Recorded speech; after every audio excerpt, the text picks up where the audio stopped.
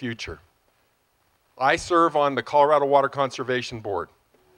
Since 2003, we have been doing studies statewide of the needs for water supplies into the future in the state of Colorado. They're dramatic.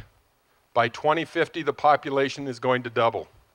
The gap between supply and demand is going to grow. Statewide, up to possibly 630,000 acre feet of gap between supply and demand. Maybe as little as 190,000 acre feet. In the South Platte, that can range anywhere from about 36,000 up to over 100,000 acre feet of shortage between supply and demand by 2050.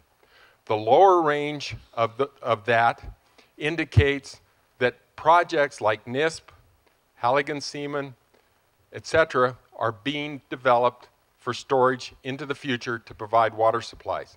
If we don't develop projects, then the fallback position is the dry up of irrigated ag.